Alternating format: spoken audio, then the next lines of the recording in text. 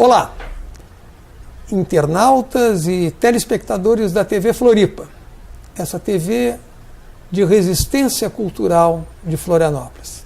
Estamos começando o nosso programa Ecologia e Política em Debate. Esse programa tem história na TV Floripa. Ele começou há mais de 20 anos atrás. Teve um intervalo e voltamos agora para mostrar que a problemática ambiental, a problemática social, econômica e civilizatória cada vez mais se faz presente, seja na nossa ilha, seja no plano internacional. O nosso programa vai ter um estilo de pequenos comentários a respeito da conjuntura internacional, da conjuntura nacional e às vezes da conjuntura local. Sempre trazendo uma visão da ciência e um novo paradigma que permita compreender os fenômenos que hoje afetam a nossa vida, afetam nossos estados e, sobretudo, o planeta. Por exemplo, estamos vivenciando talvez um grande retrocesso internacional, com a utilização de armas químicas na guerra da Síria. Algo inaceitável. É bom lembrar que a invasão do Iraque pelo governo Bush se deu com acusação de utilização de armas químicas, que nunca existiram, e que foi muito mais uma forma imperialista que se teve de ocupar território pelo ganho fácil do petróleo, que é o que sustenta essa economia extremamente desigual e predatória. Esperamos que não se repita o mesmo fenômeno no Oriente Médio. Por outro lado, é inadmissível que continuemos a imaginar que se vive em um mundo onde os espiões são assassinados e os diplomatas tirados de um país e de outro, como se estivéssemos em plena Guerra Fria. Parece que esse tempo tinha acabado, tinha ido embora, mas não. Os mesmos problemas da década de 60 e 70 parecem se repetir. E agravados, porque quando se acreditou que com a queda do Muro de Berlim o mundo abria suas portas para uma maior convivência, se vê o presidente da maior nação ocidental propor um muro entre os Estados Unidos e o México. É inaceitável que continuem a tratar indivíduos da mesma espécie no mesmo planeta como se fosse uma sub-raça. É isso que acontece quando se constata que algumas dezenas de bilionários do planeta detêm mais recursos, mais moeda, mais dinheiro do que 2 bilhões de pessoas mais pobres, principalmente no terceiro mundo. A concentração de renda aumentou. Junto com ela, aumentou a poluição e a predação ambiental. E é preciso que se trate uma coisa e outra conjuntamente, numa visão sistêmica. Não basta distribuir riqueza se a riqueza distribuída for para a produção de bens que cada vez mais empilham de lixo o nosso planeta. Deve-se distribuir com qualidade, diminuindo o consumo predatório e fazendo que o consumo seja sustentável. Vale para Florianópolis, sobretudo porque estamos numa ilha e uma ilha limitada e diferente de um continente que não permite expansão, vale para o planeta. E é sobre isso que nós vamos falar hoje. Em um dos projetos mais revolucionários que a universidade tem apresentado no meu modesto entender. A universidade saiu dos seus laboratórios fechados, da sua pesquisa individual e conseguiu conversar interinstitucionalmente. IFSC, UDESC e UFSC Em outubro do ano passado, na Semana Lixo Zero, apresentaram uma proposição de tratar o seu lixo junto e também de fazer pesquisa, educação e extensão de forma cooperativa. Isso, na realidade, se estendeu além muros de Florianópolis e de Santa Catarina. Chegou até a Nova Zelândia, passou pela Itália e acabou apresentando um artigo e contatos internacionais no maior evento educacional internacional que aconteceu semana passada, o FAUBAI, no Rio de Janeiro. E é sobre isso que vai falar o nosso entrevistado, que eu tenho o prazer de anunciar aqui, que é Gustavo Rittel. Gustavo, ele é mestrando em Planejamento Territorial e Desenvolvimento Socioambiental na UDESC. Gustavo, eu queria que você resgatasse um pouco essa história. Quando foi que os reitores das 3 universidades sentaram e conjuntamente assinaram um documento que permitiu esse consórcio para o tratamento e a pesquisa do lixo e, ao mesmo tempo, propuseram uma data para que essas universidades, de acordo com seus objetivos, viessem a ser lixo zero? Seja bem-vindo à TV Floripa, Gustavo. Bom, primeiramente, olá internautas, olá a todos os ouvintes da TV Floripa, é uma grande honra para mim estar aqui. Obrigado, professor Portanova, pelo convite. E é um grande prazer também estar aqui falando pela TV Floripa. Esse evento, de fato, aconteceu na Semana Lixo Zero de 2017. Nós realizamos na UDESC um fórum internacional sobre universidades lixo zero. O professor Portanova estava presente nessa audiência e, no momento do debate, o professor Portanova provocou essa discussão de por que não outras universidades virem a se engajar na causa da sustentabilidade nos resíduos sólidos através do conceito do paradigma do lixo zero. Nessa ocasião, estava presente o professor Jonathan Hannon, fundador da Zero Waste Academy na Nova Zelândia, um centro criado de excelência a pedido do governo neozelandês para resolver a questão do lixo no país. Ele estava palestrando na UDESC, estavam também o Paul Matteson, foi o criador dos primeiros parques de ciclagem na Suécia. Estava a Leslie Lukács, dos Estados Unidos, uma consultora, também implementou diversos projetos em diversas organizações públicas e privadas nos Estados Unidos, através do conceito lixo zero. E estavam também uma estudante da Universidade de Berkeley, na Califórnia, a Lely. Ela foi responsável e é responsável por organizar a Juventude Lixo Zero na universidade. Foi nesse evento que foi lançado o desafio para as universidades engajarem-se na causa da sustentabilidade através do lixo zero. E a partir desse momento nós começamos uma articulação universitária entre a UDESC, entre a UFSC, entre o IFSC, entre a Universidade de Marseille, que é detentora da Zero Waste Academy, foi quem criou, quem tem o modelo. Começamos um acordo internacional de cooperação, onde nós tivemos o evento máximo, diria, dessa cooperação, a assinatura propriamente dita pelos reitores, pelos representantes dos reitores, na UDESC, no dia 27 de março, com a presença do Alessio Ciasti, um ganhador do Prêmio de Inovação Política na Europa, com a tarifa lixo zero, uma tarifa diferenciada baseada na qualidade e quantidade de resíduos sólidos gerados por cada pessoa. É importante salientar que esse prêmio ele é dado pelo Parlamento Europeu como o maior prêmio de inovação na área social e que é a tarifa ponto a ponto. E o Alessio Ciasti veio ao Brasil explicar como funciona essa tarifa e, sobretudo, a importância simbólica que alguém que trabalha com o lixo zero é reconhecido pela comunidade europeia através dos seus representantes, que é no Parlamento Europeu.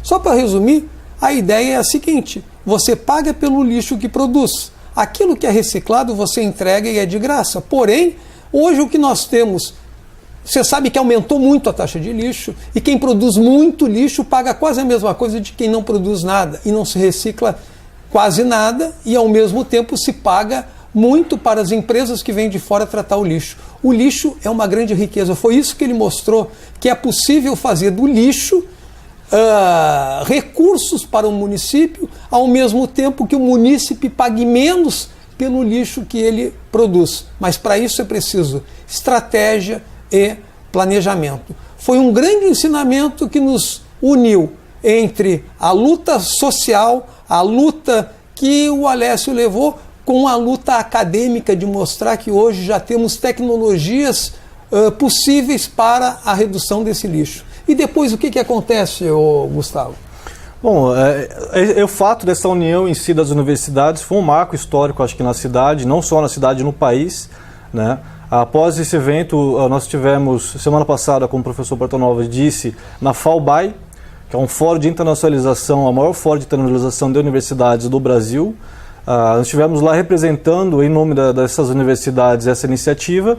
O que a gente percebe foi que essa iniciativa foi muito bem recebida pelos outros pares que estavam lá, como uma coisa singular também dentro dos projetos de internacionalização das universidades. Ou seja, o projeto em si tem uma causa muito clara, que é tentar, através das universidades, dos recursos universitários, da pesquisa, do ensino, da gestão e da extensão, de fato enfrentar um paradigma e modificar um paradigma que é um problema civilizatório. Eu diria até da época da era do antropoceno, se a gente pode dizer assim. E lá nesse evento nós estivemos conversando com representantes de universidades da Alemanha, da Finlândia, da Austrália, da Nova Zelândia, inclusive a embaixada na Nova Zelândia. Todos ficaram muito receptivos à ideia, muito admirados, e começamos a fomentar outras parcerias, tanto que já evoluímos no modelo do que a gente teve no início, de parcerias das universidades aqui de Florianópolis e do estado de Florianópolis com a Universidade de Maceió, por uma cooperação multilateral. Então hoje, tanto o professor Jonathan Hannon quanto um outro pesquisador que se engajou nessa rede, que é creio eu, um dos maiores pesquisadores em lixo zero, em cidades de lixo zero hoje no mundo, com publicação científica a respeito, que é o Atik Zaman, da Universidade de Curtin, estão reformulando essa perspectiva para um acordo multilateral para a cooperação global nessa área da sustentabilidade por intermédio dos resíduos sólidos. A Universidade de Curtin, na Austrália. Na Austrália. Muito bem. E Jonathan Hannon, ele é, na realidade, como já falou aqui o Gustavo, o fundador e o responsável da Academia Lixo Zero. E a Academia Lixo Zero que reconhece a originalidade de um acordo interinstitucional do qual as maiores autoridades, ou seja, os reitores dessas universidades, se engajam no tratamento do seu lixo. Não existe isso em nenhum lugar do mundo. O que existe são ações isoladas, muitas vezes dos próprios estudantes que fazem a limpeza da sua universidade, ou que deixam as coisas quando terminam o seu ano letivo ou terminam o seu curso para aqueles estudantes que estão chegando, para que não tenham que comprar todo um novo material e haver esse descarte, reduzindo significativamente o seu lixo e, ao mesmo tempo, tornando barato esse maquinário ou então esses eletrodomésticos. Essas são as ações internacionais que tem o lixo zero. Agora, uma ação institucional do qual os reitores se engajam e, ao mesmo tempo, estabelecem metas. E essas metas vão não só na gestão de reduzir o lixo, mas também na pesquisa de encontrar alternativas que sirvam não só à universidade, mas também à cidade, é único no mundo.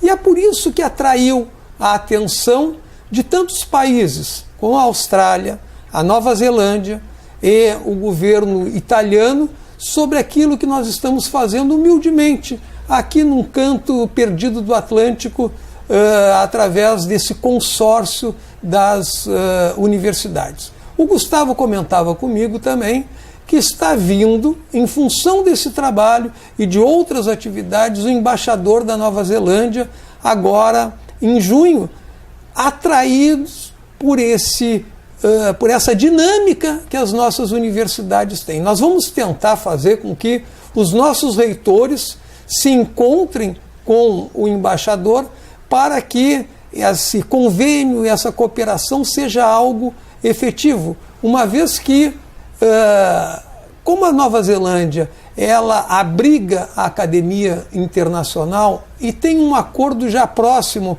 ali com a Austrália e se estendeu também com a Europa, mesmo nos tempos de crise que nós estamos vivendo na educação, essa é uma possibilidade extraordinária da formação de jovens, de estudantes de graduação, de pós-graduação e mesmo de professores de poderem partilhar esse conhecimento e se beneficiar de bolsas de estudo e de estágios de permanência nesses países. É isso mesmo. O que nós temos além desse processo, que como já falou também o Gustavo, na FAUBAI, que é o fórum que reúne os principais reitores aqui do Brasil, junto com os principais investidores em educação de todo o mundo, e que nós tivemos a felicidade de aprovar um artigo e nos destacarmos por não fazermos algo isolado de uma universidade, mas da universidade em conjunto. Qual a expectativa da vinda do embaixador da Nova Zelândia aqui em Florianópolis no início de junho? Bom, na FAUBAI nós estivemos conversando junto a Jaqueline Gil, que é a assessora política da Embaixada da Nova Zelândia, e a Ana Azevedo, que trabalha junto ao Ministério da Educação da Nova Zelândia. Então elas assistiram à exposição do nosso artigo, dessa iniciativa. E da parte da Nova Zelândia, eles têm total e restrito vontade de apoiar esse projeto, de colaborar para fomentar e fortalecer cada vez mais essa iniciativa dentro do estado de Santa Catarina. Como o professor estava dizendo, está previsto para esse acordo de cooperação, intercâmbio entre estudantes de graduação, entre estudantes pós-graduação, entre professores, entre gestores da universidade, entre servidores da universidade. De fato, para a gente integrar o programa na área de ensino, educação, pesquisa e extensão.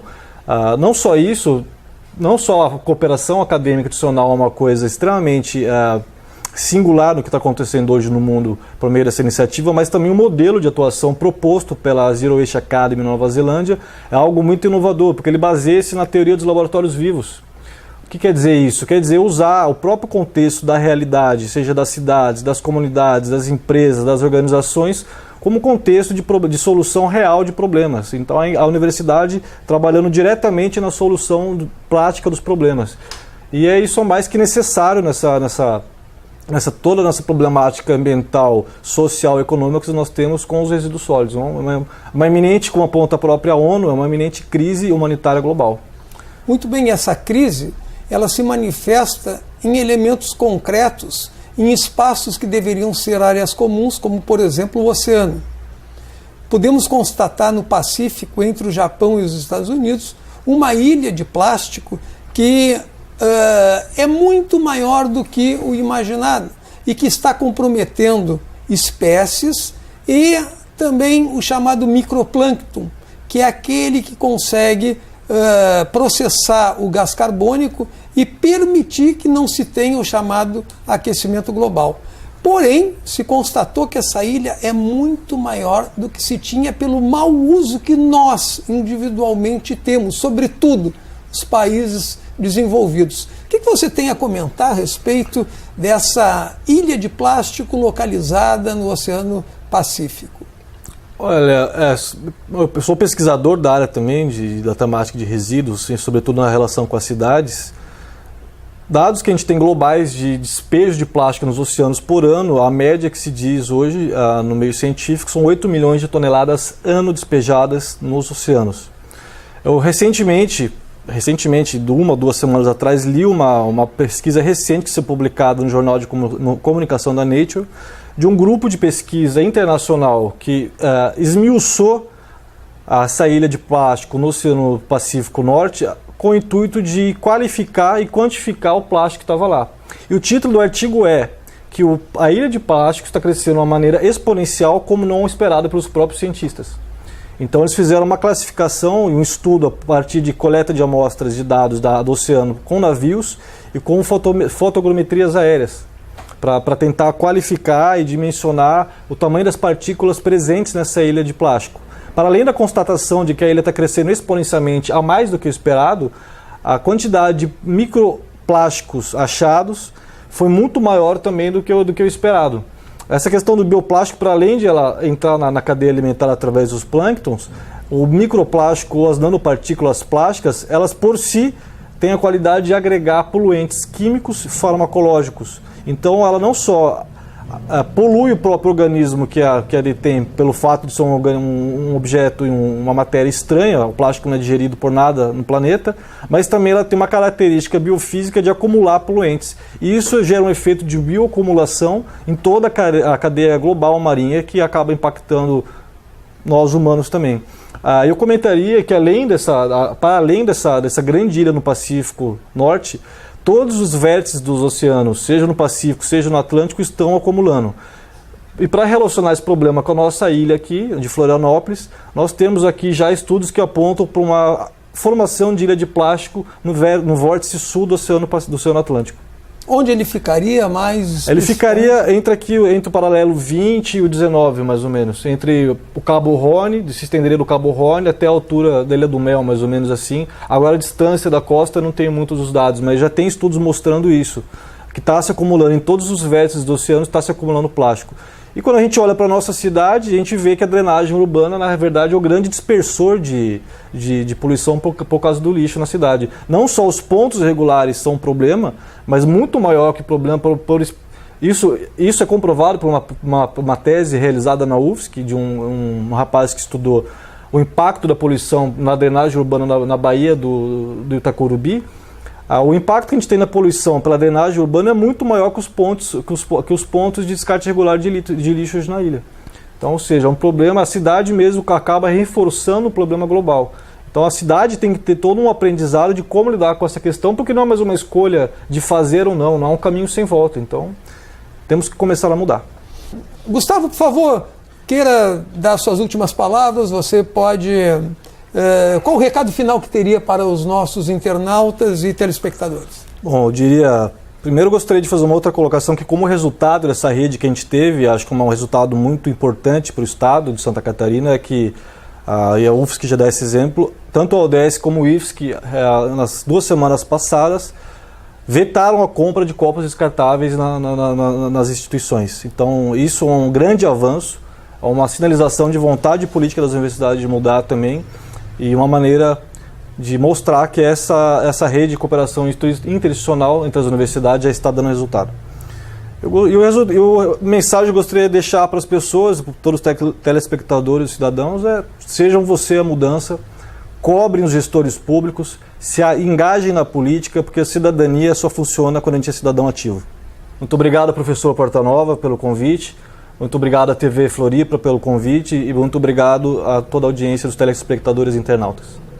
Então, esse primeiro programa que nós fizemos aqui é um alerta a respeito da forma pela qual nós descartamos o nosso lixo, da forma pela qual nós utilizamos principalmente o plástico descartável. É preciso reordenar as nossas atitudes cotidianas. Queria lembrar que a Universidade Federal de Santa Catarina, na sexta-feira retrasada, fez um encontro sobre moda sustentável. E também fiquei sabendo que o mundo inteiro fez um encontro sobre moda sustentável. É possível, sim, aliar tecnologia, ciência, pesquisa, junto com luta ambiental e soluções tecnológicas para o futuro. Essa decisão é uma decisão política. E nós esperamos que os responsáveis pelo conurbado de Florianópolis, os seus prefeitos, se unam para tratar o lixo da cidade, assim como suas universidades estão se unindo para fazer pesquisas, para apresentar soluções, não só na área acadêmica, mas também na área da sua gestão. Universidade, junto com o poder público e principalmente com você, cidadão, pode começar a transformar a triste realidade a que chegamos do descartável, daquele produto simples que parece ser inofensivo e que está comprometendo a vida no planeta e aumentando o aquecimento global. Esse foi o primeiro programa Ecologia e Política em Debate. Teremos outros assuntos vamos tratar aqui também sobre a questão do futuro da universidade e, sobretudo, o estado de exceção que se instaurou na Universidade Federal de Santa Catarina e que resultou no suicídio de Luiz Carlos Cancellier de Oliva. Estamos com graves ameaças ao ensino público e gratuito. Estamos mostrando o que esse ensino pode fazer se unir estadualmente, a nível federal e a nível estadual, para dar respostas concretas para os problemas dos cidadãos. Sou Rogério Portanova e apresento Ecologia e Política em Debate e aguardo você no próximo programa.